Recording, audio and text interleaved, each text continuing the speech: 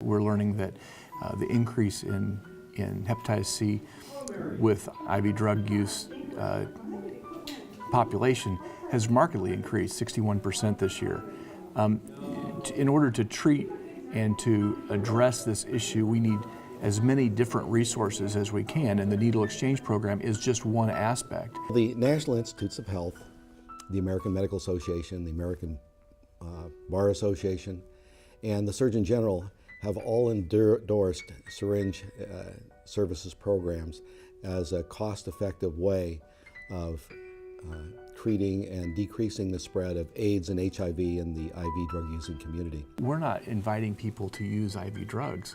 What we're encouraging those people who have this addiction is to help them do it responsibly, so that we want to have increased access to counseling, we have increased access to diagnosis, and we have hopefully access to preventing the spread. It's been around for many years, and it's been used successfully and studied in many locations. In fact, over 200 communities in this country have already initiated such programs. We know that for every person that we diagnose with hepatitis C, to treat that person is about $80,000 or so.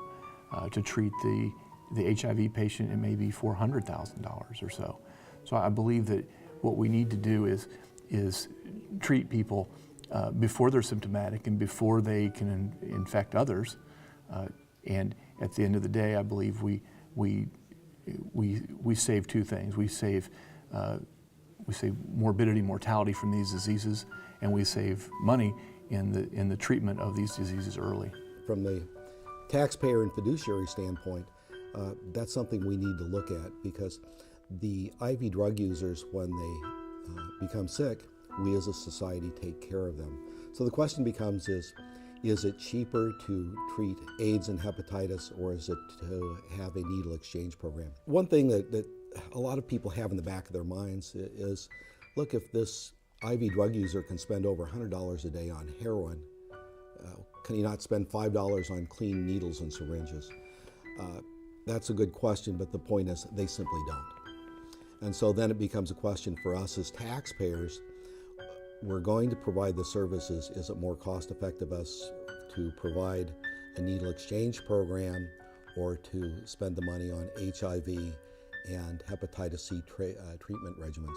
I think if we fail to open a needle exchange program, what we're asking is to try and address and fight this as a community with one hand behind our back. I don't believe, like I said, there's no one magic bullet when it comes to the diagnosis and treatment and the attention that this whole situation deserves.